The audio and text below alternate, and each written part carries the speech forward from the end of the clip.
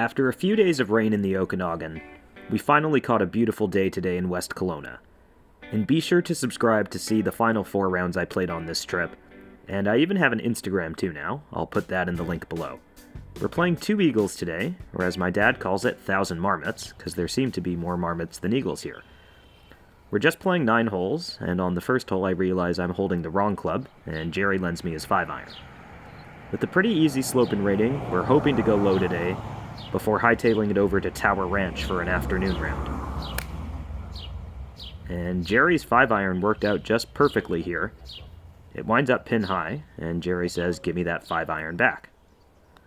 With about 20 feet here, I'm kind of guessing because we didn't have time to roll any practice putts, and we're just fine with a 3. The second hole is the only par 5 we're playing today, and despite this being something of an executive course, at 530 this is a full-length par 5.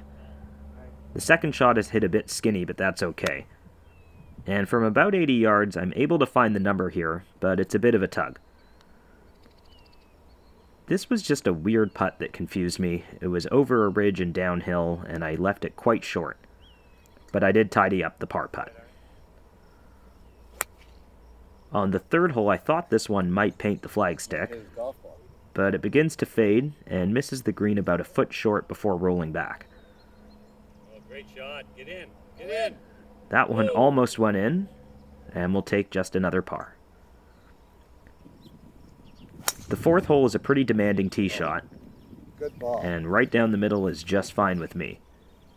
Again, we have about 80 yards in, and this is my favorite little bunt pitching wedge shot, cultivated at pitch and putt. And I give this one a pretty good whack coming up the hill, but leave it just a roll or 2 short. The fifth hole seemed to play a bit longer than the number on the card, and I had about 115 left coming in, and I chunked it and thought it would miss the green short, and though it did land in the front of the green, it rolled up to about pin high for a pretty nice birdie putt.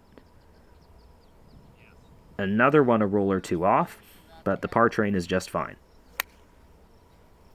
This one was hit really well and lands at the back of the green and through the fringe. This was a really tricky putt coming down the hill, and I thought I judged it pretty well, but it does roll another 4 or 5 feet past the hole. And that's a weak sauce putt.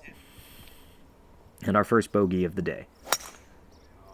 The old smother hook comes out on 7, and with a blind shot from about 210 in, I'm thrilled that the result is just short of the green. And I roll another good putt here, but once again in the 3 or 4 foot range. I'm just not that committed, and the putt breaks a bit left. On the second last hole of the day, I am indeed painting the flagstick. And I'll have a makeable birdie here. And unlike the last few putts, I made sure to give it enough. And I do make the comebacker for par. This was a weird drive that felt kind of skinny and bad, but it rolls out quite a bit. And with an uphill lie, I just sort of flip a 7-iron at the green. It lands just a hair short. And that's a decent enough lag putt, and we'll finish the day with another par. So 7 pars and 2 bogeys means our differential on the front 9 was 1.7. That's a good way to start the day as a warm-up 9 before heading to Tower Ranch, where we're going to play a very challenging 18 holes. So stay tuned for that.